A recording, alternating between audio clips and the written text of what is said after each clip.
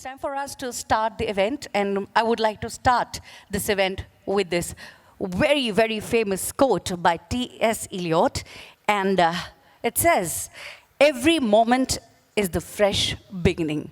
So we all have met here for a fresh beginning, and let us start this new beginning. All right, ladies and gentlemen, once again a warm welcome to all of you here at MRN Group presents Regreen Excel Sugar and Ethanol India Conference 2022, powered by KBK Chemical and Engineering, co-powered by Dalmia Utsav, and this event is organized by ChiniMandi.com. I would like to now introduce you all to our associate partners and other sponsors.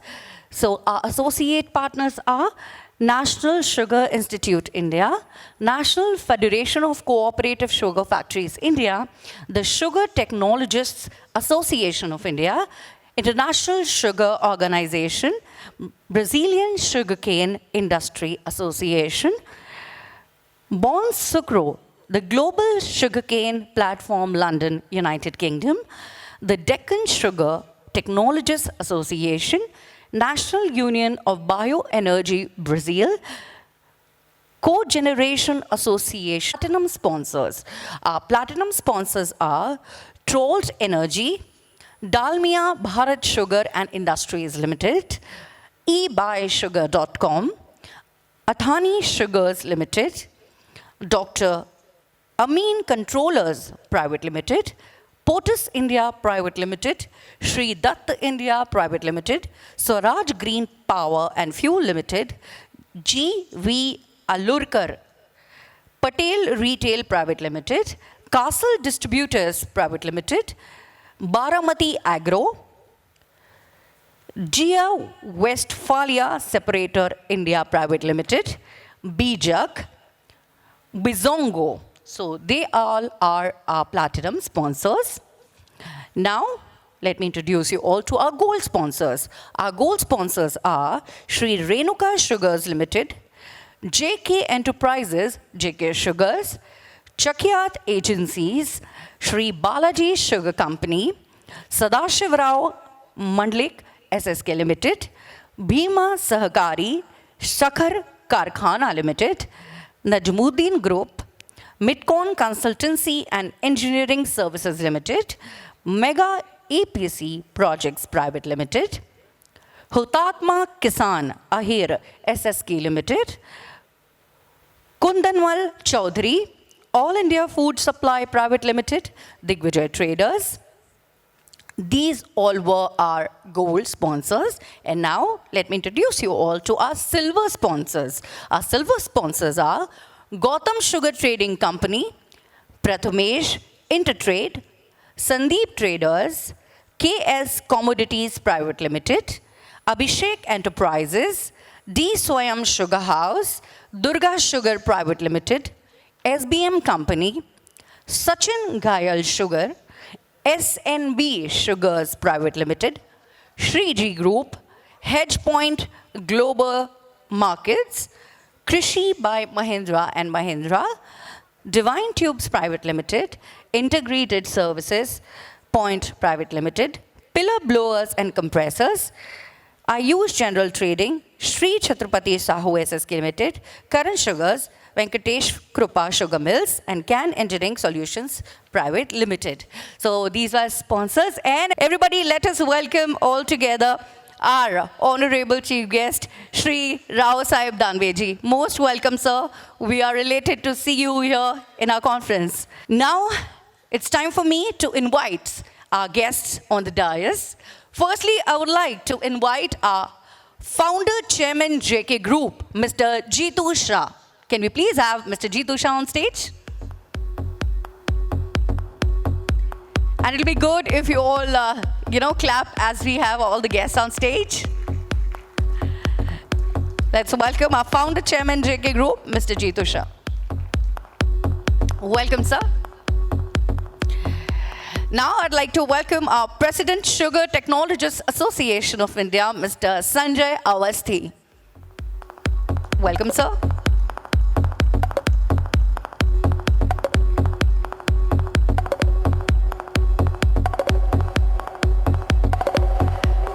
I request Mr. Jitu Shah to please felicitate Mr. Sanjay Awasthi.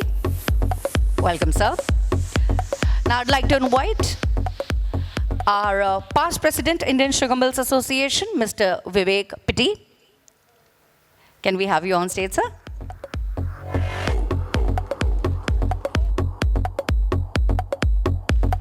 Welcome, sir. I again request Mr. Jitu Shah to kindly felicitate Mr. Vivek Pittie. Welcome, sir. Happy to see you. Now I'd like to request our past president, Indian Sugar Mills Association, Mr. Niraj Shirgaokar, to kindly come on stage. Everybody, let's welcome Mr. Niraj. I request Jitu Shah, Mr. Jitu Shah to please felicitate Mr. Niraj Shirgaokar. Welcome, sir. Now let's welcome the Director, National Sugar Institute, Mr. Narendra Mohan.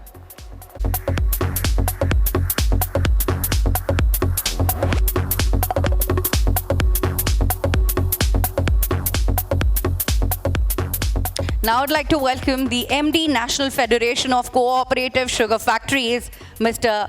Prakash Naiknavare.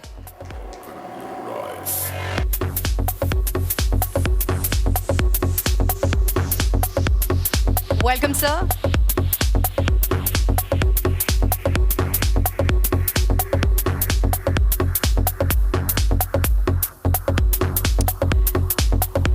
And now I would like to invite on stage the Commissioner Sugar Maharashtra, Mr. Shekhar Gaikwad.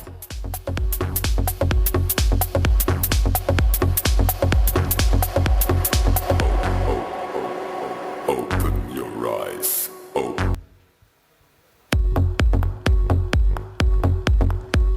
Welcome, sir.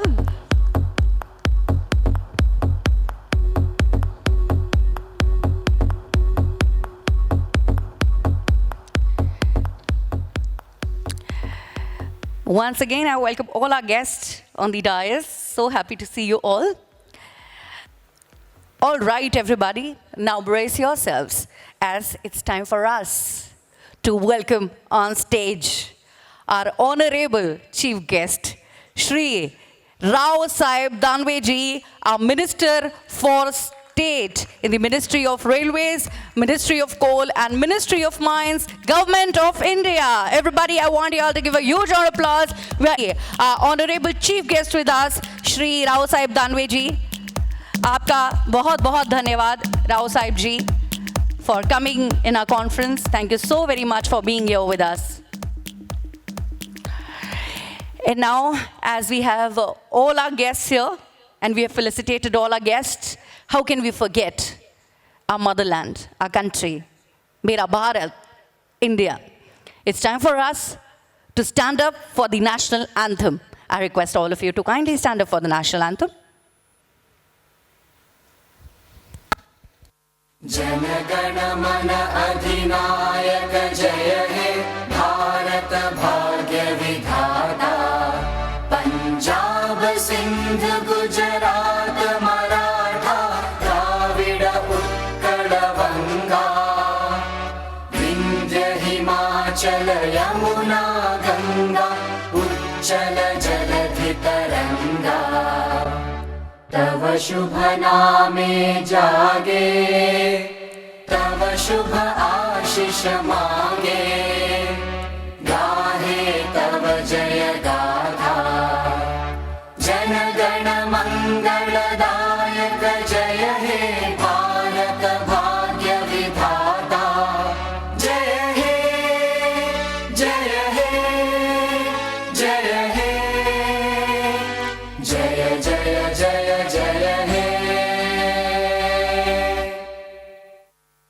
जय भारत माता की, भारत माता की. थोड़ा और जोर से, Bharat.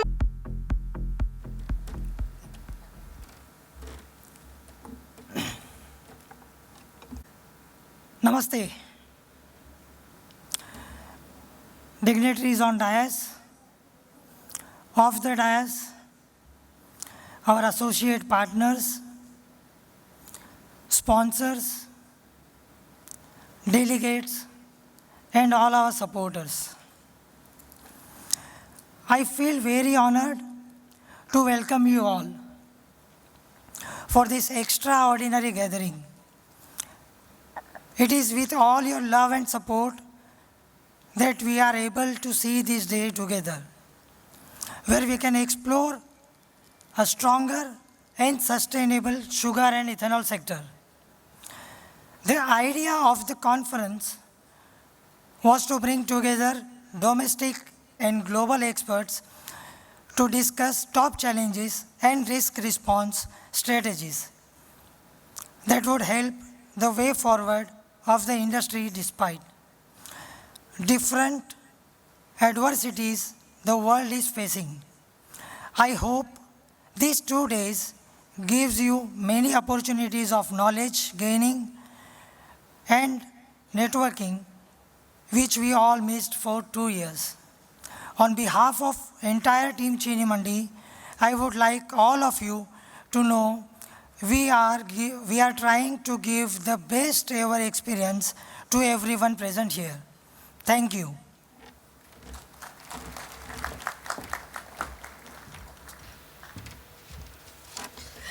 Thank you for the address, Mr. Uppal Shah. And now I would like to invite the CBO of Chini Mandi, Ms. Shivani Rai, for the introduction of Chini Mandi. So everybody please welcome Shivani Rai. Good afternoon, everyone. I'm sure you all must be wondering why we're not playing a video of Chini Mandi to express ourselves.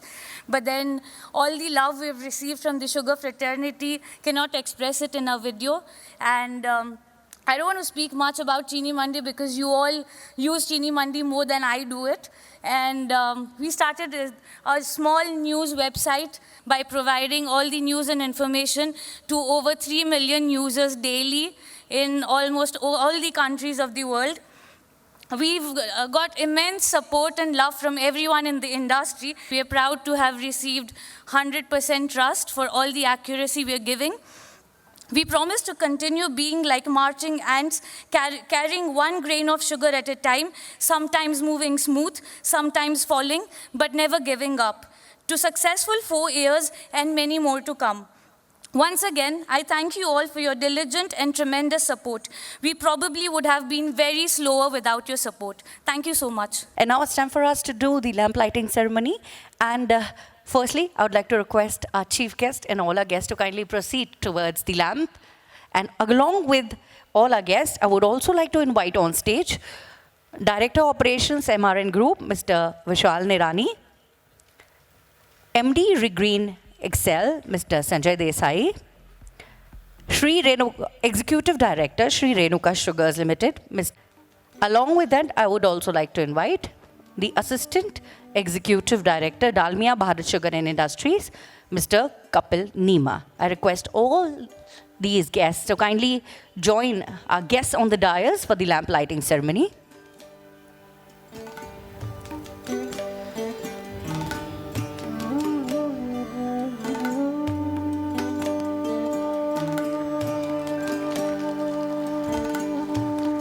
Shubham करोति कल्याणम आरोग्यम धन संपदा शत्रु बुद्धि विनाशये दीपर ज्योति नमस्तुते।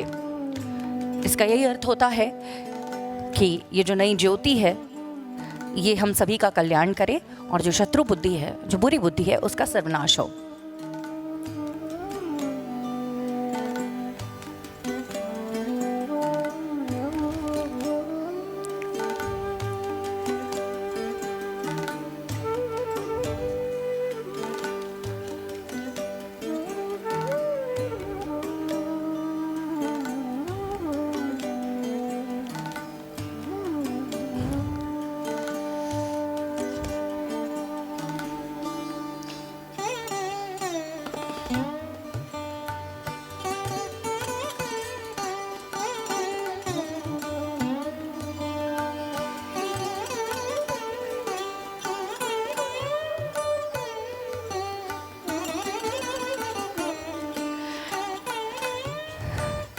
So now the lamp lighting ceremony has been successfully done.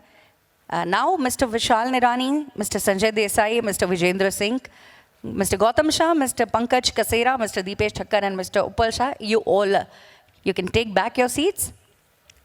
Mr. Kapilema, you too. And now we move ahead. Thank you, all of you, for doing the lamp lighting ceremony. For invite MD, Sakar Sangh, Mr. Sanjay Khatal, to kindly come on stage, and I request our chief guest, Shri Raosaheb ji, to kindly felicitate our guests.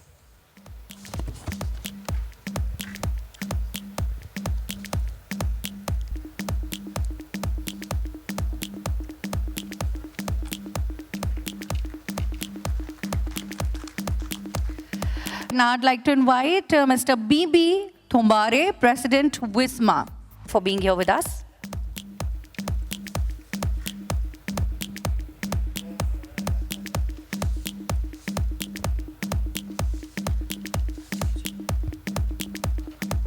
Thank you so much, sir. I would also like to felicitate him. Please come on stage, sir. We are very happy to see you.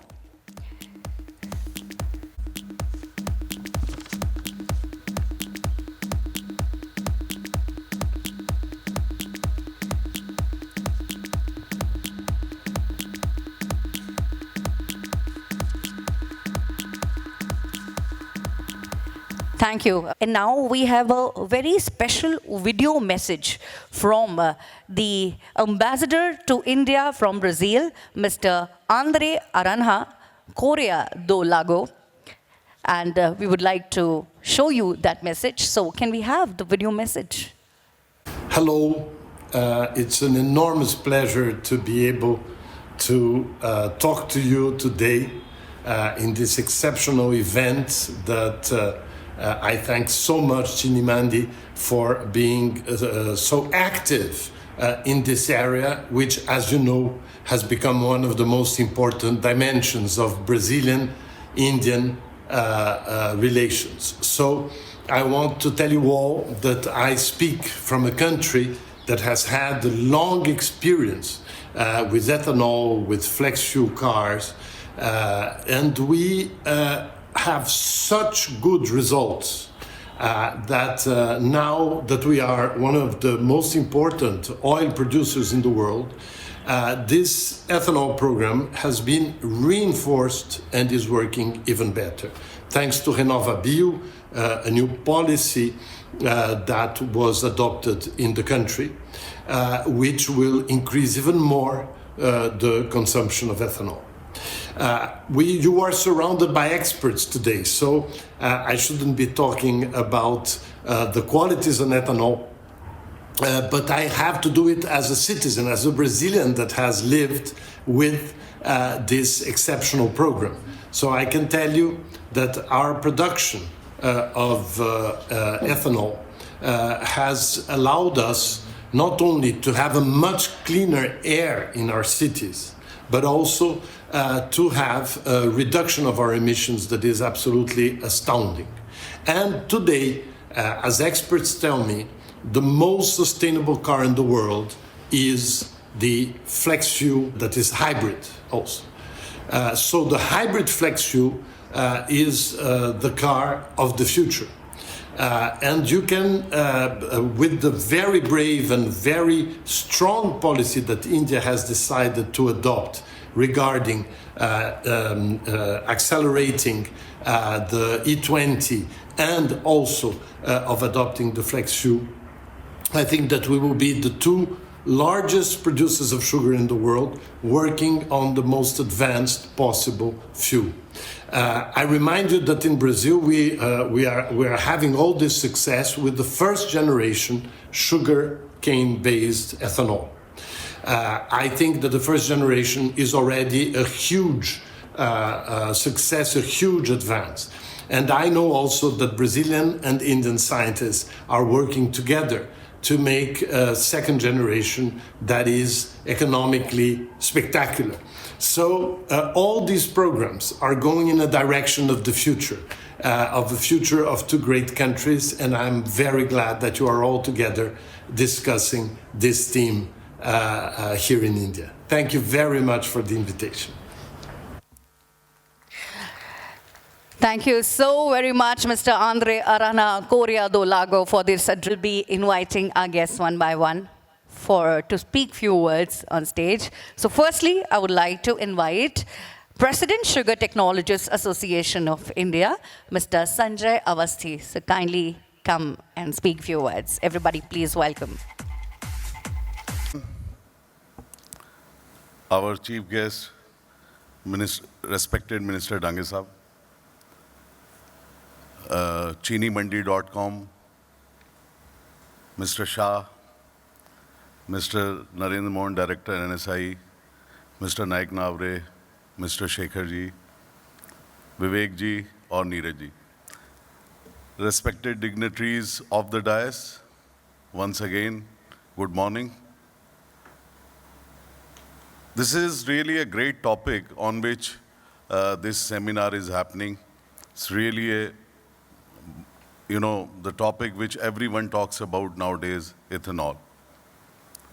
And honestly speaking, since last 33, 34 years in the industry, I have never seen that such a proactive government is there which really talks their walk. I mean, whatever they talk, they walk on that. The example is fantastic biofuel policy. When they talk कि आत्मनिर्भर India banana hai, then they really do and make policies which facilitate that thing. So biofuel policy was one example. For long time, the ethanol prices were, in rock bottom, which was never encouraging industry to make ethanol. The ethanol was available always. It's not that new technology has come to make ethanol. But by making, in 2017, the ethanol bio policy, which amended and finally implemented in 2018, the industry got the real boom where we were surplus in sugar. The sugar was diverted into this. And as Brazilian ambassador was saying, these flexi plants, diversion of B heavy to the ethanol, syrup diversion to ethanol, these all were possible because of that policy which gives you a differential price, some incentive to divert your syrup on that. Secondly, we crossed the Brazil continuously 2 years in 2017, 18 and 18, 19. The production was so high. If government proactively would have been fixed the 31 rupees sugar price, probably it would have gone to, down the barrel to maybe 20 also. And it would have been a big setback for the industry. But thanks to the government, Minister Saab bhi kafi interest lete hain. He also takes a lot of interest in sugar. So somehow the industry was able to gain momentum out of it. And I can say today we are sitting in this hall with all the smile and a smiley cycle of sugar, where sugar prices are going up. Internationally, also we are seeing that sugar prices are going up. Dollar is also, although war is bad, but somehow it has given you little more a window to export in terms of dollar getting appreciated, rupee get depreciated, so you get a better price of your sugar while doing the export. And we are expecting that this year we will be able to do 8 million tons of sugar export, which will help to sustain the prices at which level we are today. The ethanol, as our topic is also another good thing which is happening to the industry, and probably we will see, we are requesting from our association also, and other associations are also helping us in taking delegation to the ministry, that probably little more better rates of ethanol, because sugar prices were packed on 31 and now sugar prices are little more, so ethanol price should also go up. So these are the things which are really giving momentum to the industry. And I just want to add one thing, that there is no need of complacency at this moment. Industry has to march ahead beyond these two products. Co-generation is not future. Reason being, We are becoming number one in solar power in the world. Wind power is also a lot more happening in India. So these sources, and we are going to become surplus in power very soon. It may be 3 years in some state, it may be a year, or in some states it's already happening. So government has no choice, because it's not sugar which can be stored in godown. The power cogeneration factories, even when they are having the PPA, power purchase agreements, probably the situation will come where government has to stop buying the power from you because they are surplus. So in that scenario, it is very important that we all technocrats should see what are the alternate use of bagasse. VSI, NSI, these institutes, we are at our association are also doing a lot of research, and there are products which are available. So we have to see what we can do alternatively from bagasse. Bagasse is nothing but we are having n number of sucrose molecules over there in cellulose and hemicellulose. We have a lot of carbon there. So we have to see what we can do from this. Then we have to see beyond ethanol if we can make more chemicals, ethyl acetates out of our distilleries. Because I can foresee that these flexi vehicles, which Gadkari Sahab have already announced that 100% ethanol comply vehicles and engines will come. So that way ethanol demand is there for longer time, probably for 1 decade or more. Then it helps us in improving our forex reserves for the country, because 85% crude oil we are purchasing from outside, we are importing it. And if we are able to do through this EPB program, 20% mixing and then 100% ethanol also adds to our petrol pump with E100 vending machine over there, then probably this will give us at least 1 decade or 1.5 decade to march towards ethanol. But parallelly, we have to see that our sugar factories should become biorefineries, making more product out of it. We have to add products in our baskets in the industry.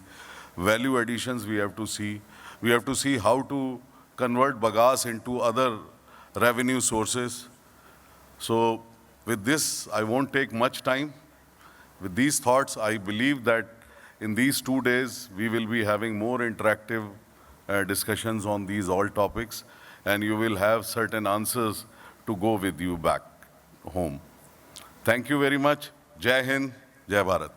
Thank you so very much, sir. And now I would like to invite Ugar Sugar Works Limited, Mr. Niraj Shirgaokar. Respected Minister of State and our Chief Guest, Danve Sahib, distinguished guests on the dais,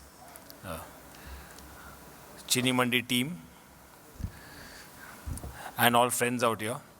A very good morning and welcome out here to the conference arranged by Chini Mandi.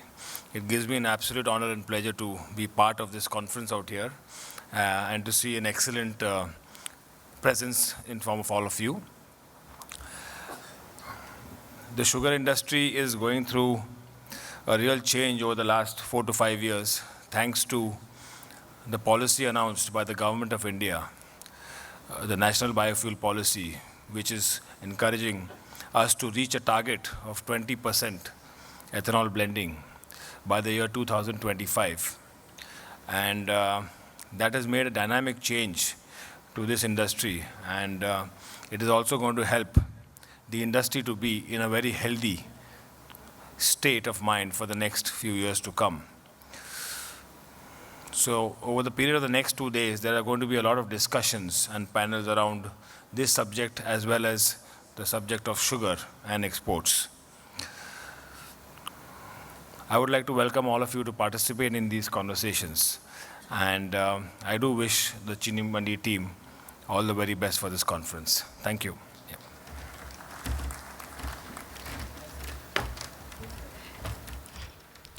Thank you so very much, sir. And now I would like to invite our Director, National Sugar Institute, Mr. Narendra Mohan. Everybody please welcome Mr. Narendra Mohan.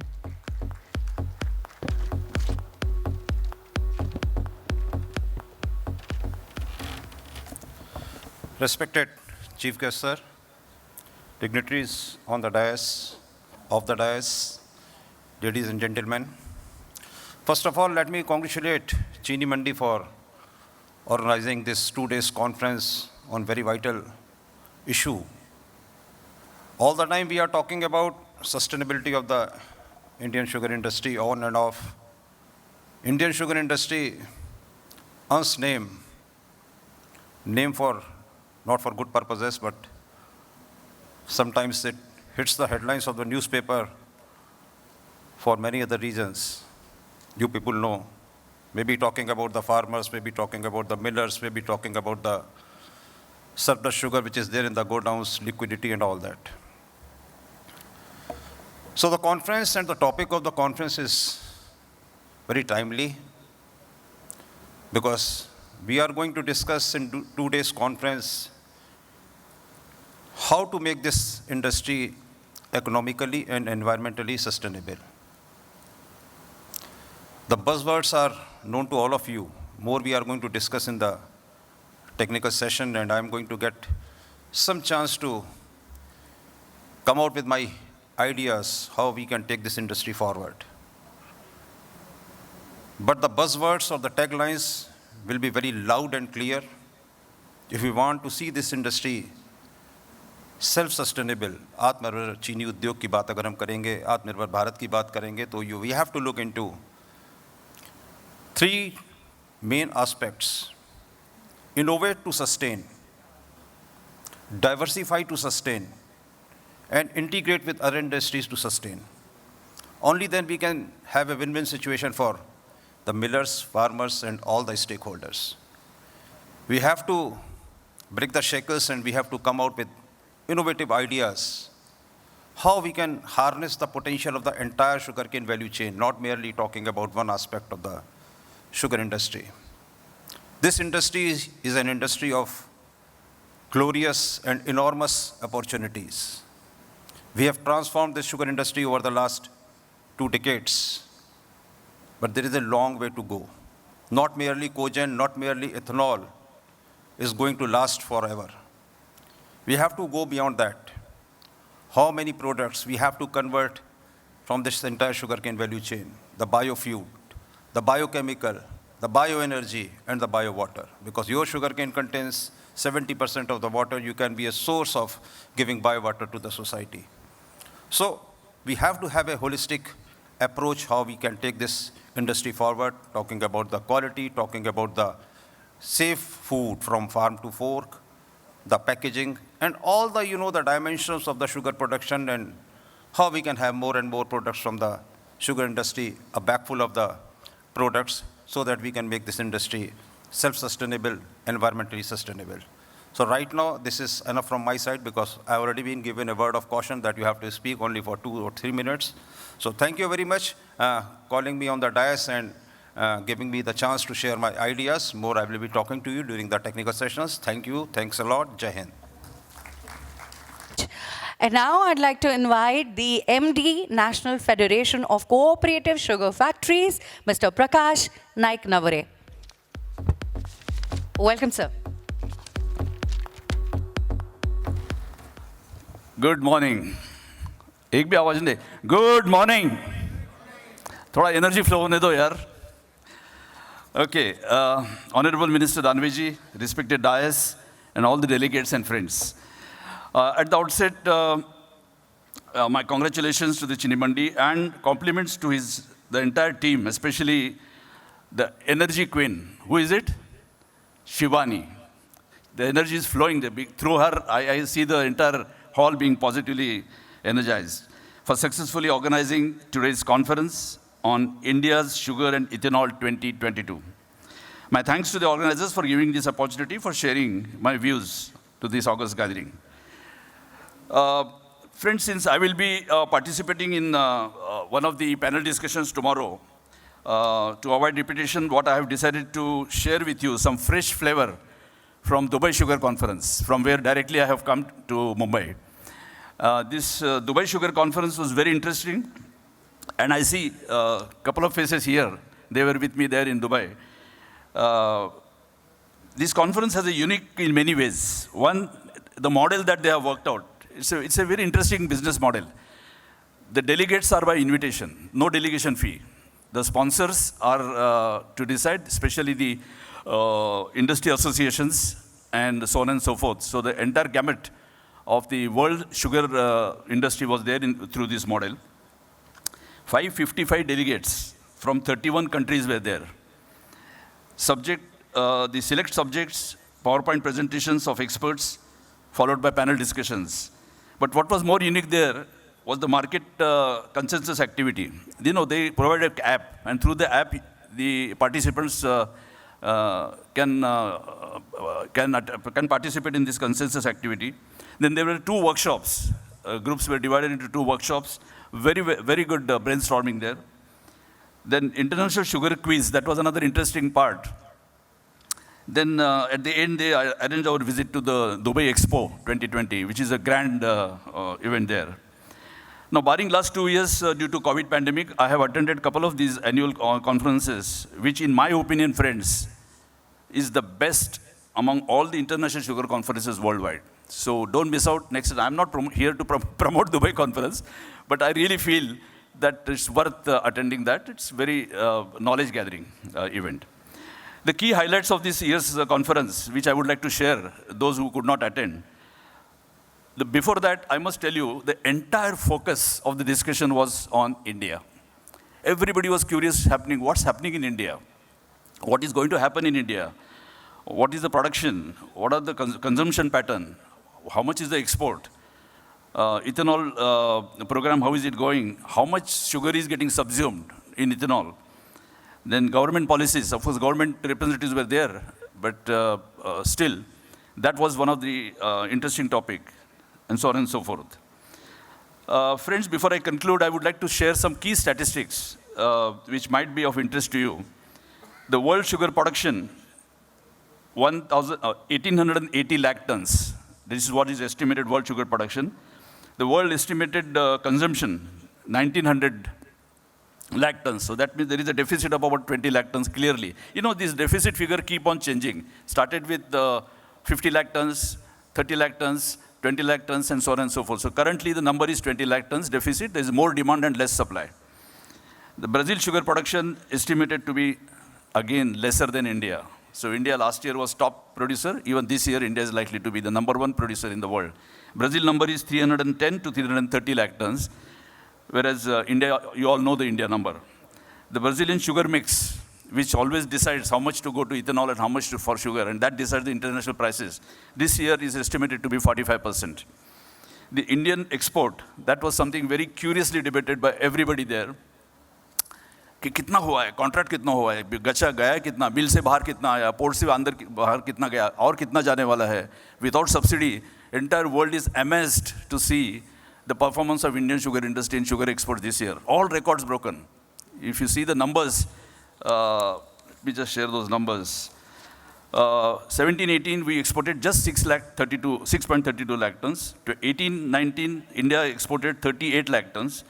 19-20, India exported 59.40, and we were saying, oh, record हो गया. लेकिन पिछले साल वो record break होके 72 lakh, 72 lakh tons हो गया. और उसके भी that record, all these 4 were with subsidy. But without subsidy, first time, India is likely to reach the export somewhere between 70 to 90 lakh tons. वही चल रही है कि 70 और 90 के बीच में कहाँ आके रुकने वाली है. This is something really worth appreciating. China imports, that's good news for us, is likely to be 50 to 60 lakh tons.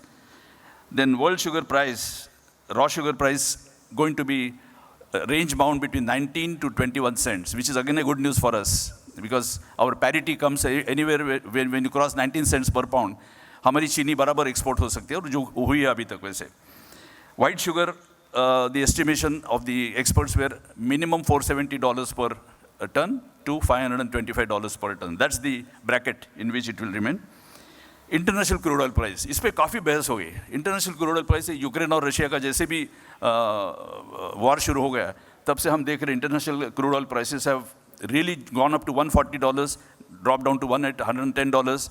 तो उसमें experts की estimation ये है कि आने वाले साल में जब तक ये वार का हवा चलते रहेगा, $110 to $140 per barrel. Why this is important? Because this is going to drive the global sugar prices. This is going to decide how much cane is going to be diverted by Brazil into ethanol. So this is really going to be key factor for all of us. And this news of $110 to $140 per barrel is again encouraging news for our exports.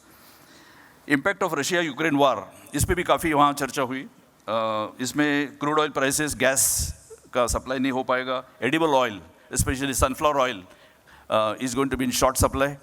Then grain and agriculture commodities.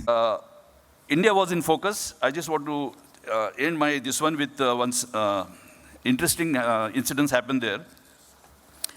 मंच पे panel discussion चल रहा था. बहुत अच्छा topic था कि world balance क्या है, कहाँ क्या हो रहा है. और वो पैनल डिस्कशन बार बार, और उसके हम जो सामने बैठे थे, हमारे हाथ में ऐप था और ऐप में हम क्वेश्चन पूछ रहे थे. वो हमारा क्वेश्चन स्क्रीन पे आ रहा था. तो वो क्वेश्चन में ये था कि इंडिया में क्या हो रहा है, India, and there was nobody to answer from the dais. तो मैंने वहाँ बैठ के एक सवाल पूछा कि why there is no Indian on the dais when India is being discussed. मज़ा ये आ रहा था कि मॉडरेटर पूछ रहे थे पैनलिस्ट को कि what do you think about India, and वो सब यहाँ वहाँ देख रहे थे क्योंकि उनके पास जवाब नहीं था. तो एक मज़े की बात हुई थी, उतना शेयर मैंने आपसे करना चाहा. Thank you very much for your patience.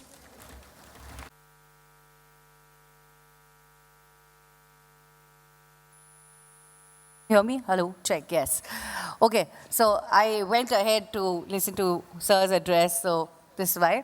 Okay, everybody, now it's time for me to invite our chief guest, one and only Honorable Shri Raosaheb Danve ji, to please come and speak few words. Everybody, please welcome our chief guest, Honorable Shri Raosaheb Danve ji.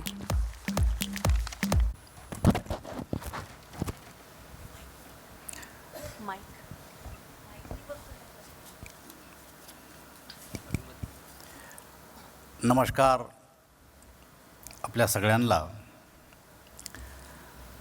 मंचावर उपस्थित असलेले सर्व या परिषदेचे पदाधिकारी,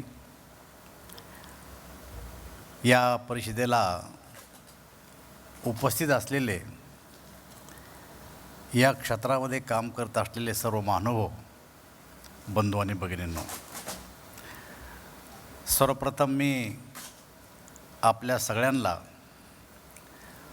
होळीच्या निमित्तानं माझ्या वतीनं आणि भारत सरकारच्या वतीनं शुभेच्छा देतो. खरं तर आज मी या ठिकाणी आपण जे मला बोलवलं ते प्रमुख अतिथी आणि वक्ता म्हणून बोलवलं. खरं तर अशा परिषदेला माझ्यासारखा माणूस हा श्रोता म्हणून यायला पाहिजे होता. कारण या क्षेत्रात काम करणारे आणि माझ्यापेक्षा कितीतरी अनुभवी लोक जे माझ्या समोरही बसलेले आहेत आणि माझ्या शेजारीही बसलेले आहेत. आपकी कुछ दिक्कत होंगी समझने में, मैं समझ सकता हूँ. हे माझ्यापेक्षा कितीतरी या क्षेत्रामध्ये अनुभवी आहे. आणि त्याचं कारण आहे की मी काही साखर क्षेत्रामध्ये पूर्णवेळ काम करणारा कार्यकर्ता नाही आहे. मी राजकारणामध्ये मात्र पूर्णवेळ काम करणारा कार्यकर्ता आहे. परंतु राजकारणात काम करत असताना मी एक शेतकरीसुद्धा आहे.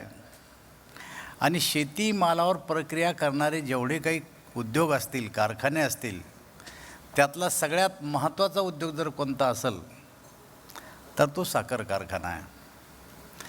आणि मग राजकारणात काम करायचं असेल तर ज्यांच्यावर, ज्या क्षेत्रावर शेतकऱ्याचं उत्पन्न अवलंबून आहे, शेतकऱ्याचं जीवन अवलंबून आहे, अशा मालावर प्रक्रिया करणाऱ्या किंवा साखर कारखान्यामध्ये बहुतांश आमच्यासारख्या राजकारणात काम करणाऱ्या कार्यकर्त्याला यावं लागतं. आणि म्हणून आपल्या राज्यामध्ये सगळ्यात जास्त साखर धंद्याची चळवळ जर उभी राहिली असेल तर ती साखर कारखान्यामध्ये राहिली आहे. आता काम तर आम्ही साखर कारखान्यात करतो, पण काम करत असताना इथं ठोंबरे साहेब बसले आहेत, नाईकनवरे साहेब बसले आहेत, आमचे गायकवाड साहेब बसलेले आहेत. हे आमचं बॅक ऑफिस असतं. हे आमचं बॅक ऑफिस असतं. जसं कोण बनेगा करोडोपतीमध्ये एखाद्या प्रश्नाची उकल जर झाली नाही तर लाईफलाईन वापरायची एक पद्धत होती. तशी आम्ही लाईफलाईन वापरत असतो. कधीकधी ही मंडळी येऊन आम्हाला मार्गदर्शन करत असते की नाही तुम्ही सरकारमध्ये काम करता तर असं धोरण आपण जर आखलं तर साखर धंद्याचाही फायदा होईल. साखर धंद्याच्या क्षेत्रामध्ये जो व्यापारी वर्ग आलेला आहे त्यांचाही फायदा होईल आणि शेतकऱ्याचा सुद्धा फायदा होईल. हे क्षेत्र केवळ व्यापाऱ्याचा फायदा पाहून चालत नाही. हे क्षेत्र सरकार हे काही फायद्याचं क्षेत्र समजत नाही. जेव्हा जेव्हा गरज पडेल तेव्हा तेव्हा या क्षेत्राला सरकारनं मदतच केलेली आहे. आणि मग ते भलंही सरकार कोणाचंही असू द्या, या क्षेत्राला खरं तर मदतच केलेली आहे. आणि म्हणून हे क्षेत्र जर पुढं न्यायचं असेल तर गेले अनेक वर्ष या क्षेत्रामध्ये सुधारणा सुचवल्या गेल्या, पण त्या क्षेत्रामध्ये सुचवलेल्या सुधारणा ह्या सगळ्या जर अंमलात या अगोदरच आल्या असत्या तर मला असं वाटतं आपलं साखरेचं उत्पादन हे जगाच्या पाठीवर नंबर 1चं उत्पादन असतं. आज ब्राझील 1 नंबर आहे, 2 नंबरला आपण आहे. आणि जर कधी ही पॉलिसी जी आज मोदीजीची पॉलिसी आहे की ब्लेंडिंग आपल्या 20% जायचं, तर असं जर गेलं तर ब्राझीललासुद्धा आपला देश मागं टाकू शकतो. ही क्षमता, ही ताकद आज भारत देशामध्ये आहे. आत्ता मी ठोंबरे साहेबाशी बोलत होतो, चर्चा आमची होत होती, गायकवाड साहेब होते की यावर्षी साखरेचं उत्पादन किती. तर त्यांनी मला सांगितलं की किती 30 वर्षाचं काहीतरी रेकॉर्ड साखरेनं या वर्षीचं 30 वर्षाचं रेकॉर्ड ओलांडलं. याचं कारण काय? याच वर्षी का रेकॉर्ड ओलांडलं साखरेनं? याच्या अगोदर काय असे दिवस साखरेला आले नाही का? आले. सायकल ही साखरेच्या धंद्यातली एक सायकल आहे. आणि आपण नेहमी म्हणत असतो की 2-3 वर्षे चांगले येतात कमाईचे, आणि जेवढं कमवलं तेवढं 2-3 वर्षानंतर पुन्हा त्यात टाकून द्यावं लागतं. आणि पुन्हा आमची परिस्थिती ही पूर्वपदावर येऊन जाते. आणि मग आम्ही सरकारच्या पुढं हात फैलवतो की सरकार आमच्याकडं लक्ष देत नाही, सरकार आमचं ऐकत नाही. आणि मग सरकारच्या विरोधात असंतोष निर्माण करण्याचं काम या क्षेत्रातून मोठ्या प्रमाणावर केलं जातं. शेतकरी तर बाजूलाच राहतो, शेतकऱ्याला वर्तमानपत्राकडे जाता येत नाही, पण जे काही स्टेक होल्डर आहेत बाकीचे ते मात्र या क्षेत्रामध्ये असंतोष निर्माण करण्याचा प्रयत्न करतात. आणि म्हणून मला आठवतं की मी सुद्धा राजकारणामध्ये तसा 40-42 वर्षापासून आहे. 42 वर्षातले 35 वर्ष माझे आमदारकी खासदारकीमध्ये गेले. मी साखर क्षेत्रात पूर्वी नव्हतो, पण नंतर जेव्हा आम्ही प्रवेश केला तेव्हा काही गोष्टी आमच्या लक्षात आल्या. हा साखर धंदा तोट्यात चालला का? पूर्वीच्या काळामध्ये साखर कारखान्याला चालवणाऱ्या लोकांवर चार्जेस ठेवले जायचे की नाही हे जे बोर्ड ऑफ डायरेक्टर आहे, हे बोर्ड ऑफ डायरेक्टर पैशाचा जो काही मिसयुटिलायझेशन करतं त्याच्यामुळं साखर धंदा तोट्यात जातो.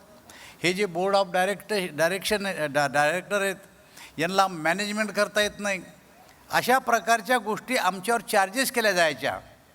पण नंतर आमच्या असं लक्षात आलं की आता बोर्ड ऑफ डायरेक्टर या कारखान्याला तोट्यात आणण्याला कारणीभूत नव्हतं, तर जी काही इंटरनॅशनल पॉलिसी असेल किंवा काही आपल्या पॉलिसी असतील, या पॉलिसीच्या कारणानंसुद्धा आपले कारखाने तोट्यात जायला लागले. अर्थात या पॉलिसी बनवण्यामागं काही दबाव बी होते. मला आठवतं की मी ना आमदार होतो, ना खासदार होतो, ना कारखान्याचा चेअरमन होतो. त्या काळात मी एक शेतकरी होतो, पंचायत समितीचा सभापती होतो त्या काळात. आणि आम्ही ऊस लावला. माझे वडील त्या एका कारखान्याचे सदस्य होते. आणि सरकारचा नियम होता, जो कोणी कारखान्याचा सदस्य असेल त्या सभासदाचा ऊस नेणं हे त्या कारखान्यावर बंधनकारक होतं.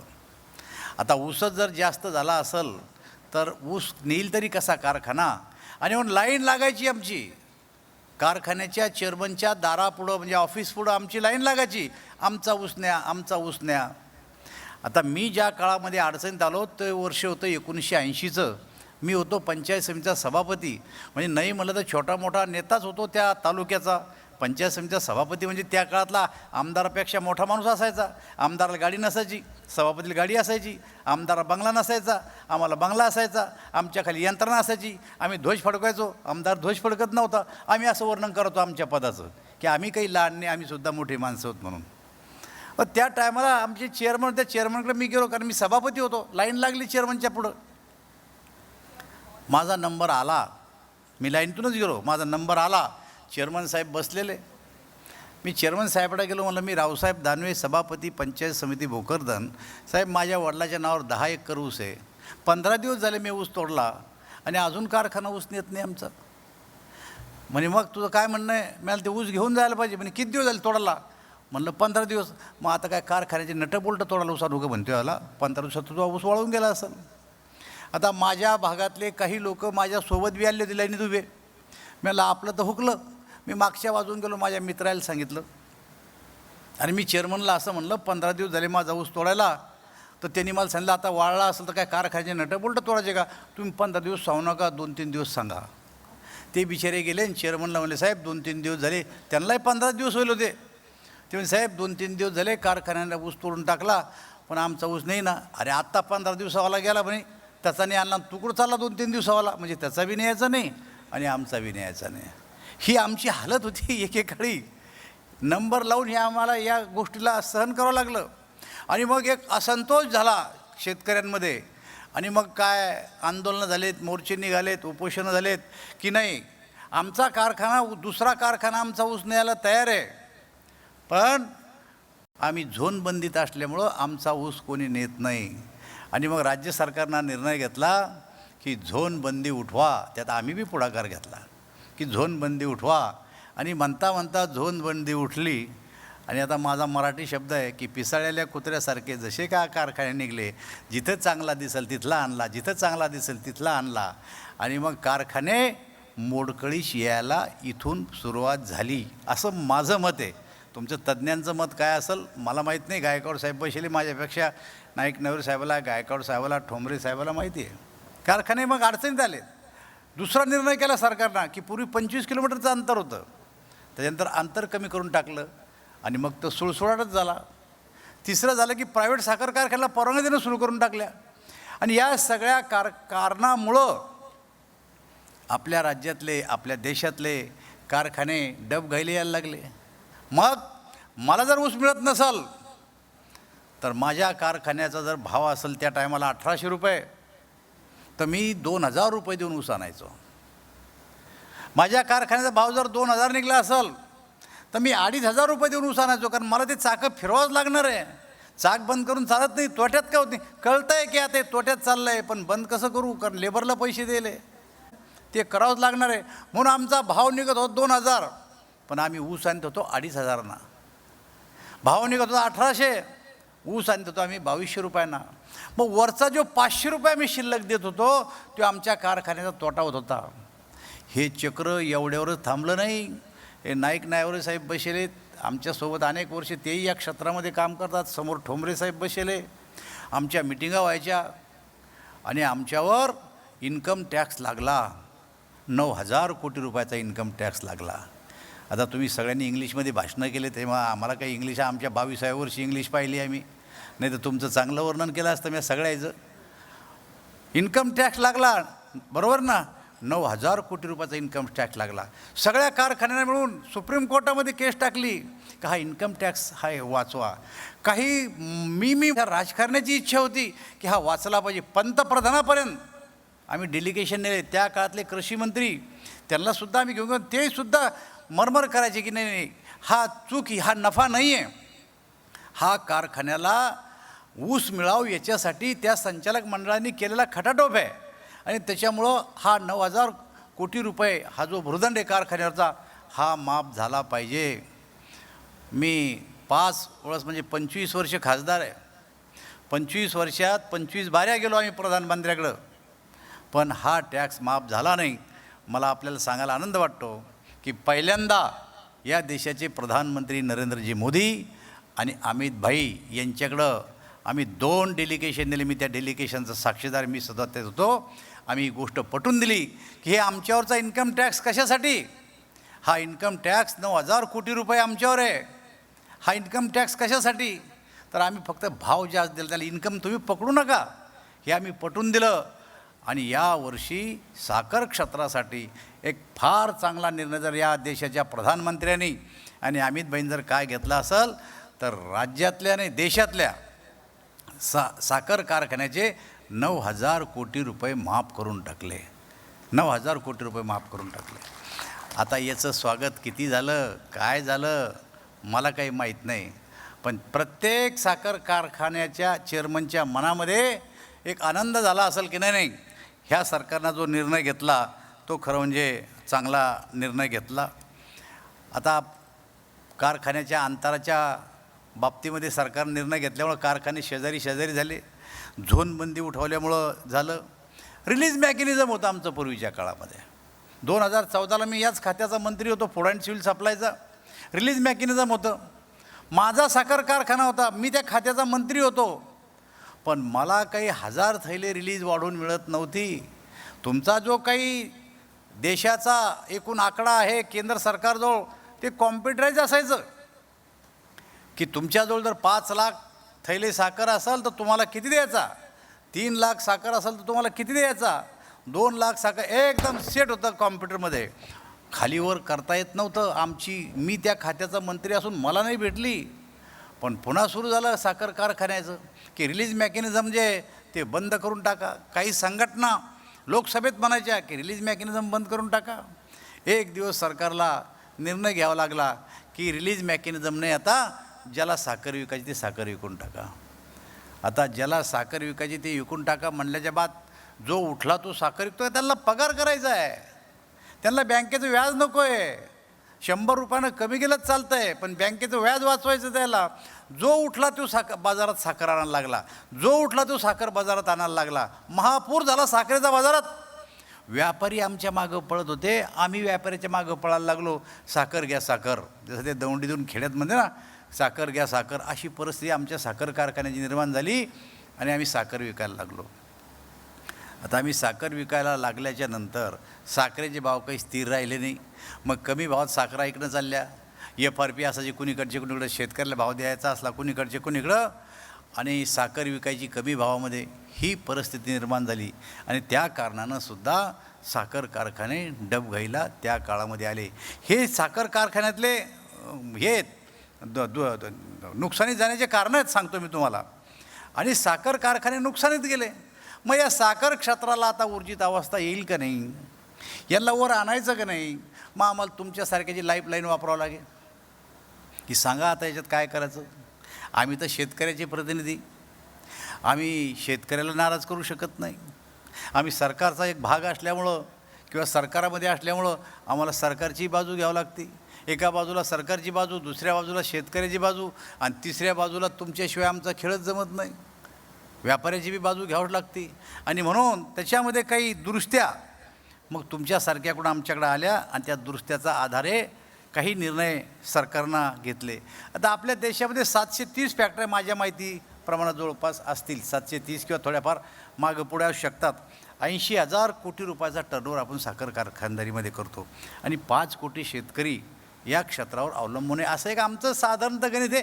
कदाचित तुमच्या लेवलला तुमची आकडेवारी वेगळी असू शकते, पण राजकारणात आम्हाला जे आकडे आमच्या तोंडून बार निघतात ते आकडे मी तुम्हाला सांगतो की एवढं सगळं मोठं क्षेत्र आहे आणि सगळं शेतकऱ्यावर अवलंबून आहे. मग हा धंदा जर तोट्यात चालला तर 5 कोटी शेतकऱ्यांचं काय व्हायचं, असाही प्रश्न निर्माण व्हायचा कधी कधी. त्याच्यानंतर काही संशोधन केले काही लोकांनी की ऊसाचं जे क्षेत्र होतं त्याच्यामध्ये टनेज वाढायला लागलं, पण ॲव्हरेज यायला नाही लागलं, रिकव्हरी यायला नाही लागली. 765 अशी शिफारस केली काही लोकांनी, 765 की याच्यासारखा ऊसच नाही. पण काय भुसा निघायचा, रसाचा पताच नाही, असा 765 आणला. मग म्हणायला लागले नाही याला 14 महिने ठेवा. आता 14 महिने ऊस ठेवणारे लोक शेतकरी जिवंत राहिले का मला सांगा बरं तुम्ही. अहो 9व्या महिन्यापासून तर स्लिप व्हायला दारू पाजायला सुरुवात करून टाकतात लोक की आपला गेला पाहिजे बरं का. हां, आणि खिशात ट्रक ज्या जातात रस्त्यानं तर खिशामध्ये अशा बाटल्या ठेवते एवढुल्या, एवढ्या ट्रक ड्रायव्हरला दाखवते बरं का, तू माझ्या शेतात आला तू घेऊन जाय. म्हणजे हे अनुभव आमचे, मी शेतकरी बी होतो म्हणून आमचे अनुभव आहेत. आणि मग काय 265 जर समजा तुम्ही 9व्या महिन्यातून 10व्या महिन्यात न्यायला लागले तर 7च्या 6च्यावर रिकव्हरी जायचा पता नाही. रिकव्हरी डाऊन असणं हे सुद्धा जायला तयार आहेत. मग आता याच्यावरचा इलाज कधी निघणार आहेत का नाही निघला इलाज याच्यावरचा कधी. मला आठवतं मी राजकारणात काम करत असल्यामुळे आम्ही असे अनेक उदाहरण द्यायचो की ज्या टायमाला या देशाचे प्रधानमंत्री पंडित जवाहरलाल नेहरू होते त्या टायमाला बांगलादेशामध्ये दुष्काळ पडला. स्वातंत्र्य मिळालेलं नव्हतं, बांगलादेशात दुष्काळ पडला. आणि बांगलादेश आणि आपण एकच होत त्या काळामध्ये. पंडित जवाहरलाल नेहरू तिथं गेले, अन्न नाही लोकांना खायला. आता पहिलंही अन्न नव्हतंच आपल्याकडं. स्वातंत्र्याच्या वेळेस आपली लोकसंख्या की 40 कोटी लोकसंख्या होती, जमीन तर एवढीच होती, माणसं एवढीच होते. पण 40 कोटी लोकसंख्या असूनसुद्धा आपल्याला अमेरिकेतून गहू बोलावा लागला. कारण अन्नधान्य आपल्याकडं हरित क्रांती नव्हती, अन्नधान्य आपल्याकडं पिकत नव्हतं. आणि त्याच्यामुळं दुष्काळ पडला की पहिला प्रश्न निर्माण व्हायचा अन्नाचा आणि मग निर्माण व्हायचा पाण्याचा. आता त्या काळामध्ये दुष्काळ पडला तेव्हा पंडित नेहरूने जाऊन त्या बांगलादेशात भाषण दिलं होतं की रे गुजरातमध्ये धान्य आहे, महाराष्ट्रात धान्य आहे, पण ते धान्य वाहतूक करून तुमच्यापर्यंत आणायला हे महाग पडतं, आपल्याला पेट्रोल डिझेल बाहेरून घ्यावं लागतं. आणि ते पेट्रोल डिझेल बाहेरून आणलं की हे धान्य तुमच्यापर्यंत आणायला आम्हाला महाग पडतं. पण या देशाला जर स्वातंत्र्य मिळालं तर शेतकऱ्याच्या मालावर प्रक्रिया करून आम्ही या देशामध्ये डिझेल आणि पेट्रोल आणू. आणि बघा देशाला स्वातंत्र्य मिळालं म्हणता म्हणता म्हणता खूप दिवस गेले, पण शेतकऱ्याच्या मालावर प्रक्रिया करून शेतीच्या मालापासून डिझेल आणि पेट्रोल बनवल्या गेलं नाही. हे तुमच्यापुढं इतिहास आहे. मला माहीत असलेली गोष्ट मी तुम्हाला सांगितली. त्याला या देशाचं प्रधानमंत्री अटल बिहारी वाजपेयीला व्हावं लागलं. आणि त्याच्यानंतर त्या काळात हा निर्णय घेतला गेला की नाही की इथेनॉल तयार करायचं आणि ते डिझेलमध्ये किंवा पेट्रोलमध्ये मिक्स करायचं, अशा प्रकारचा निर्णय झाला. पण तरीही कारखाने काही उत्सुक नव्हते.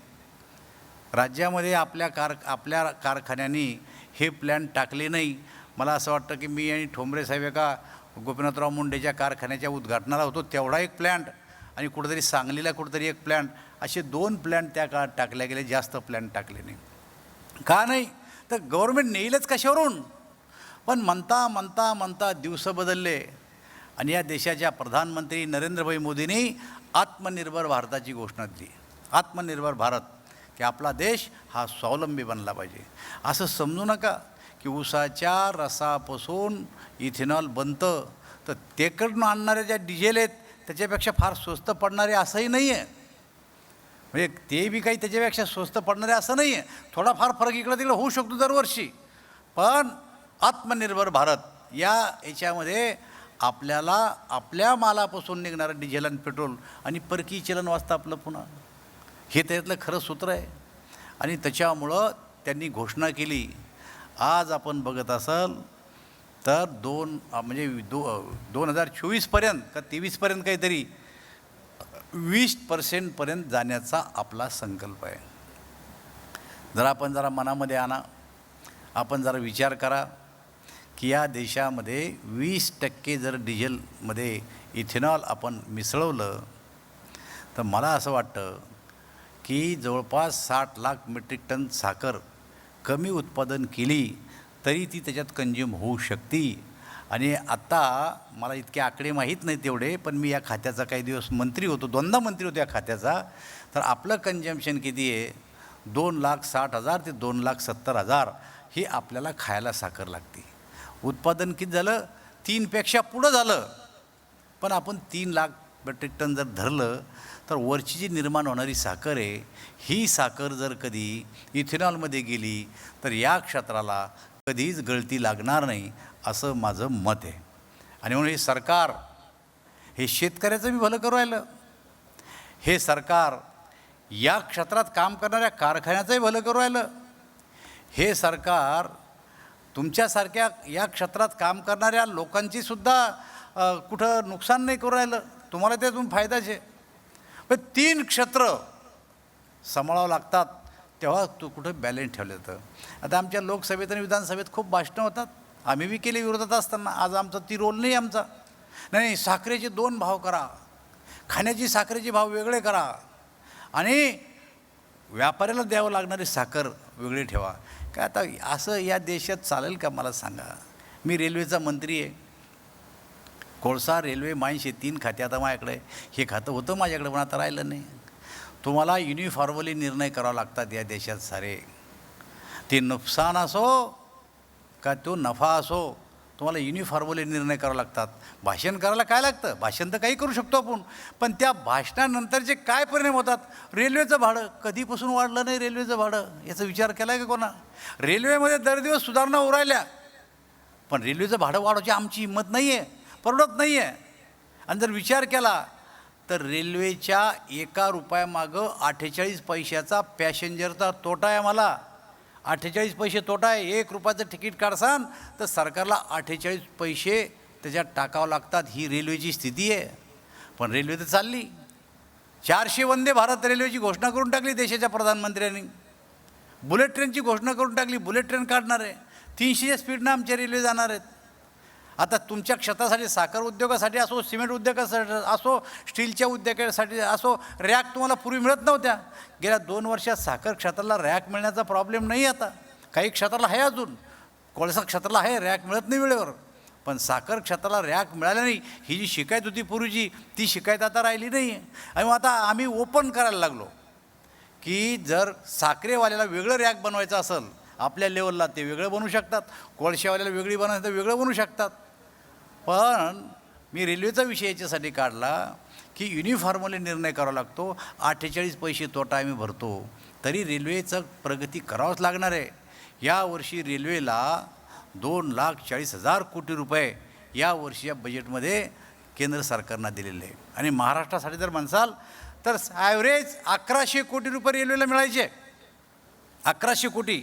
यावर्षी 11,000 कोटी रुपये महाराष्ट्राला रेल्वे मिळाले, म्हणजे 10 टाईम जास्त पैसे आपल्याला मिळाले.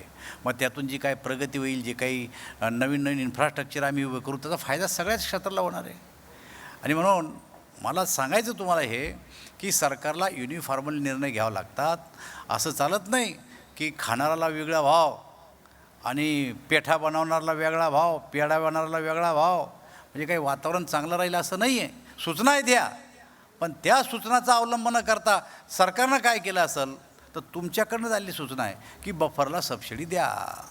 दिली बफरला सबसिडी, तरी खेळ जमेना आमचा. 3-3, 4-4 वर्ष साखर पडून राहायला लागली, द्या बफरला सबसिडी. दिली आम्ही बफरला सबसिडी. मग इम्पोर्टची पॉलिसी जी आहे तुमची एक्सपोर्टची, त्याच्यावर तुम्ही अनुदान द्या. आम्ही दिलं अनुदान, तरी खेळ जमून राहिला आमचा. बफर दिलं, एक्सपोर्ट सबसिडी दिली, तरी खेळ जमून राहिला आमचा. कारखाने जसे तसेच. आत्ता आमच्या आणि तुमच्या सगळ्यांच्या लक्षात आलं की इथेनॉलचे जे रेट ठरवलेत आत्ता, मला वाटत नाही की तुमच्यापैकी माझ्यासारखा किंवा कोणीही माणूस असं म्हणेल की हे इथेनॉलचे आत्ताचे जे रेट आहेत हे रेट काही कमी आहे असं कोणी म्हणू शकणार नाही असं मला वाटतं. त्याच्या उपर आपलं डोकं कोणी चांगलं वापरेल तर काही सांगता येत नाही. पण आम्ही समाधानी आहेत, कारण आमच्याकडं जे डेलिकेशन यायचे जे काही मागत होते त्याच्यापेक्षा कितीतरी जास्त पैसे दिलेत आता, त्याच्यापेक्षा जास्त पैसे दिले आता. आणि आत्ता सगळ्यांचं लक्ष लागलं आहे की आत्ता इथेनॉल प्लॅन्ट टाकल्याशिवाय आपण जिवंत राहू शकत नाही. पण आजही स्थिती अशी आहे की जेवढं इथेनॉल आम्हाला लागतं तेवढं इथेनॉल आम्ही निर्माण करू शकत नाही. त्याचं कारण आहे की आत्ता माझा मित्र हुसेन, त्यानंच बिचाऱ्यानं मला इथं बोलवलं. हुसेनलाच मी सांगत होतो का बनवू शकत नाही, तर प्रॉब्लेम खूप आहेत. पहिलेच अकाउंट आमचे स्टँडर्ड नाही आहेत. आता आमची एक मागणी आहे की तुम्ही आता हे आमचे जे अकाउंट स्टँडर्ड नाहीत ना, याचं पुनर्जीवन करा आमच्या कारखान्याचं. UPच्या निवडणुका लागल्या, आमच्या उत्तराखंडच्या निवडणुका लागल्या, मणिपूरच्या निवडणुका लागल्या, गोव्याच्या निवडणुका लागल्या. दरवर्षी 1 ना 2 निवडणूक राज्यातली येतीच. मग आमचं डोकं तिकडं गुतेलतात सगळं. आमची मागणी आहे प्रधानमंत्री मोदीजी, 1 नेशन 1 इलेक्शन होऊ द्या. एकदा काय काळाजाळ व्हायचं एकदाच होऊन जाऊ द्या. ग्रामपंचायत टू लोकसभा, काय आमचं होतं आहे सो कोणाचं, 1 नेशन 1 इलेक्शन, पण त्यालाही कोणी मान्यता देत नाही. हां, 5 वर्षातले 3 वर्ष आचारसंहिता आम्हाला निर्णय घ्यायचा होता की एक कारखान्याचं हे करता येतं का आपल्याला, काय म्हणतात त्याला, पुनर्गठन करता येतं का आपल्याला. एकदा केलं होतं, कारखान्याचं पुनर्गठन करता येतं का. जोपर्यंत कारखान्याचं पुनर्गठन होणार नाही तोपर्यंत तुमचे आमचे अकाउंट स्टँडर्ड होणार नाही, आणि जोपर्यंत अकाउंट स्टँडर्ड होणार नाही तोपर्यंत इथेनॉलचे प्लॅन्ट आपल्या क्षमते एवढे लागणार नाही. माणसात क्षमता आहे, पण कारखान्यामधली क्षमता संपलेली आहे. तो कारखाना व्हायबल नाही आहे कर्ज घेण्यासाठी. तरी पण आपल्या सरकारनं निर्णय केला की कारखान्याचं अकाउंट हे वेगळं ठेवा आणि इथेनॉलचं अकाउंट हे वेगळं ठेवा. पण म्हणायला ठीक आहे, इतकं सोपं नाही आहे. बँका शेवटी पाहतात त्यांचं. आता ट्राय पार्टी ॲग्रीमेंट केलेत, ऑइल कंपनी, बँक आणि कारखाना ट्राय पार्टी ॲग्रीमेंट केले, पण तरीही पाहिजे तेवढी चालना अजूनही मिळालेली नाही. आणि त्याच्यामुळे साखर कारखाने का तोट्यात गेले हा एक विषय मी सांगितला. साखर कारखाने फायद्यात येण्यासाठी सरकारनं काय काय केलं तेही मी तुम्हाला सांगितलं की फायद्यात येण्यासाठी बफर सबसिडी दिली, फायद्यात येण्यासाठी एक्सपोर्टला सबसिडी दिली, फायद्यात येण्यासाठी इथेनॉलला आता 23पर्यंत आपला 20पर्यंत जायचं. हे फायद्यात येणारे हे सगळे जर कधी आपण विषय लक्षात घेतले तर मी तुम्हाला सांगतो या देशामध्ये या क्षेत्रासारखा फायदेशीर कारखाने म्हणजे क्षेत्र शेतकऱ्यासाठी कोणतंही चांगलं नाही. एक टाईम असा आला होता की ऊसापासून शेतकरी बाजूला चालला होता. यावर्षी आपलं रेकॉर्ड ब्रेक ऊसाचं उत्पादन झालेलं आहे. रेकॉर्ड ब्रेक ऊसाचं उत्पादन झालेलं आहे. आणि हे रेकॉर्ड ब्रेक उत्पादन जरी झालं असलं तर ब्राझीलसारख्या देशामध्ये यावर्षी साखर कमी आहे. ब्राझीलसारख्या देशामध्ये साखर कमी आहे आणि त्याचा फायदा आत्ता आपल्याला मिळतो. पण पुढच्या वर्षी जर का ब्राझीलनं जंप केलं आणि अशीच जर साखर तुम्ही काढणार पुढच्या वर्षी याच्यापेक्षा जास्त, म्हणजे आमच्या क्षेत्रातला आम्हाला अनुभव आहे, जेवढी साखर यावर्षी निघली त्याच्यापेक्षा जास्त साखर पुढच्या वर्षी निघणार आहे. आणि म्हणून तिला जर तुम्हाला कंट्रोल करायचं असेल तर इथेनॉलच्या कारखाने निघल्याशिवाय किंवा इथेनॉल तयार झाल्याशिवाय याला तुम्हाला कंट्रोल करता येणार नाही. इथेनॉलला जर तुम्हाला काढायचं असेल तर साखर कारखान्याचे अकाउंट स्टँडर्ड झाल्याशिवाय कोणत्याही फॅक्टरीला कर्ज मिळणं अवघड आहे. अशा प्रकारची ही स्थिती आहे. आणि म्हणून या क्षेत्रात आता तुम्ही इथं सगळेजण आले, इथून गेल्यावर तुम्ही सगळ्यांनी खूनगाठ गांधून गेले पाहिजे की नाही आता आपल्याला मात्र या देशाच्या प्रधानमंत्र्यांनी जी काही संकल्पना ठेवली डोळ्यापुढे ठेवून की 20% ब्लेंडिंग करायचं, ते जर करायचं असेल तर आपल्याला आता या परिषदेमधून जे काही इथं या क्षेत्रातले जाणकार लोक आले असतील ते जे मार्गदर्शन केलं असतील तर आपल्या आपल्या भागात जाऊनसुद्धा आपल्या लोकांशी या विषयात चर्चा करा. नाही तर काय होतं आहे, अशा प्रकारच्या परिषदा खूप होत्यात. परिषद संपली का आपण आपल्या कामाला लागून जातो. तसं नाही. संत तुकाराम सांगितलं, शहाणे करूनी सोडावे सकळ जना. तसं तुम्ही खाली जाऊन ह्या क्षेत्रामध्ये काम करणाऱ्या साखर कारखान्याच्या चेअरमनला बोलवा, या क्षेत्रात काम करणाऱ्या MDला बोलवा आणि त्यांना हे सगळे विषय समजून सांगा की आपण तोट्यात का चाललो होतो, आता फायद्यात येण्याचे कारणं काय आहे, सरकारचं धोरण काय आहे. आणि या देशाच्या प्रधानमंत्र्यांनी आत्मनिर्भर भारत ही जी घोषणा केली त्याचा फायदा काय काय. बऱ्याच लोकांना आत्मनिर्भर भारतच कळत नाही, अजून ते समजतच नाही. आणि ज्याला समजतं तो समजूनच सांगत नाही. आता कसा आत्मनिर्भर भारत कळावा आपल्या लोकायला. आम्हाला विचारते काही लोक आत्मनिर्भर भारत म्हणतात, प्रधानमंत्री म्हणजे काय. आता अशी स्थिती आपली आहे. म्हणून मी तुम्हाला म्हणलं की शहाणे करूनी सोडावे सकळ जना. आता इथं बसेल जेवढे सगळे महानुभाव आहेत, एकापेक्षा एक रथी महारथी आहेत. यांनी हे बोझं उचललं पाहिजे आणि लोकात गेले पाहिजे, लोकांना समजून सांगितलं पाहिजे, तर ही जागृती होईल. आणि जर झाली तर मी तुम्हाला सांगतो भारत देश जगाच्या पाठीवर सगळ्यात जास्त साखर उत्पादक देश होईल बा. आता आपला जीव तरी किती आहे, एकदम छोटा जीव आहे आपला. मी ब्राझीलला गेलो होतो, मला वाटतं नाईकनवारे साहेब तुम्ही होते का दौऱ्यात. आम्ही 13 दिवस ब्राझीलला होतो. साखर कारखान्याचे चेअरमन होते, साखर कारखान्याची बाकीची मंडळी होती. अरे 10,000 टनाचे कारखाने आहेत आणि आपल्याकडे कारखाने काय 1200 टन. एक तर आमच्या शेजारी 800 टनाचाच आहे, एक 800 टनाचा, एक 1200 टनाचा आणि 2,500चा. चालला कितीवर? 1800वर. म्हणजे अंडर कॅपॅसिटी चालले. ते बी प्रॉब्लेम खूप आहेत. लेबरचे प्रॉब्लेम काही कमी नाही आहे. आता साखराच्या क्षेत्रामध्ये सगळे प्रॉब्लेम सुटायला लागले, पण लेबरचा प्रॉब्लेम फार गहन होत चालला आहे. पहा, पूर्वीच्या काळामध्ये एखाद्या माणसाला जर 2 लाख रुपये ॲडव्हान्स दिले, तो आपली टोळी आणायचा. ठरलेला असायचं टोळी 8 माणसाची, 1 टोळी आणतो. आता आम्ही 4 टोळ्या देतो एका माणसाला. 8ची टोळी आणत नाही, तो 8च्या देतो, 4च आणतो. आणि 4मध्ये 8 माणसं नाही आणत, 4 आणतो. आणि जर का या कारखान्याचे गेले पैसे फिटले रे धंद्यातून, की दुसऱ्या कारखान्याचा शोध घेतो. तिकडं मला ठेव कमिशन नगदी द्यायला लागले. तुमचं काय म्हणणं आहे? म्हणजे सगळ्यात मोठा प्रश्न आमच्या लेबरचा बी झाला आहे. आणि मग हा प्रश्न जर मिटवायचा असेल तर आता यांत्रिकीकरणाशिवाय आपल्याजवळ दुसरा काही मार्गच नाही आहे. आणि यांत्रिकीकरण म्हणजे काय, तर कारखान्याला काही स्वतः या मशिनरी घेता येत नाही. आणि म्हणून आपल्या कार्यक्षेत्रामध्ये या कारखान्याला लागणारं मटेरियल तयार करणारे, या कारखान्यासाठी लागणारे यंत्रणा उभ्या करणारे, ही सगळी गोष्ट आपल्याला जर पुढच्या काळात केली तरच कारखाने जिवंत राहू शकतील असं मला वाटतं. आता मी जो विषय तुमच्यापुढं मांडला हा तुमच्या कॉन्फरन्सशी काही संबंध नाही आहे, पण ज्या क्षेत्रात मी काम करतो त्या पद्धतीने मांडला. आता काही लोकांची अडचण एवढीच होऊ शकते की मी हिंदीत मांडायला पाहिजे होतं किंवा इंग्लिशमध्ये मांडायला पाहिजे होतं.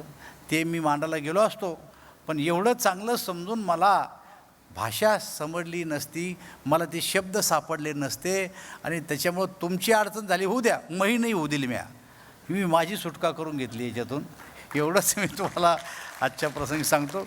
आणि पुन्हा एकदा आपण सर्वांनी मला इथं बोलवलं याबद्दल मी आपले सगळ्यांचे आभार मानतो आणि माझे 2 शब्द संपवतो.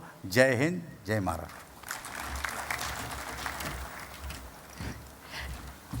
Thank you so much, Honorable Minister Shri Raosaheb Danve ji, for this insightful address. बहुत धन्यवाद आपका. Now everybody, it's time for us to move ahead for the much awaited exhibition inauguration, right? So here, along with our chief guest, I request all our guests on the dais to please proceed for the exhibition inauguration. So you can proceed from here. Yes, please. And all of you also, you can also go near the exhibitions and have a look at these stalls. And quickly be back, as next up in just 5 minutes, we'll be having the opening address by our Commissioner, Sugar, Maharashtra, Mr. Shekhar Gaikwad. And then you also can have the look at these different stalls. Now I would like to introduce you all to our exhibitors who are there, who have their stalls. And our exhibitors are Green Excel, KBK Chemical Engineering Private Limited, Shri Group, Divine Tubes Private Limited, Gia Westphalia Separator Private Limited, Can Group of Industries, Co-Generation Association of India, Hedge Point.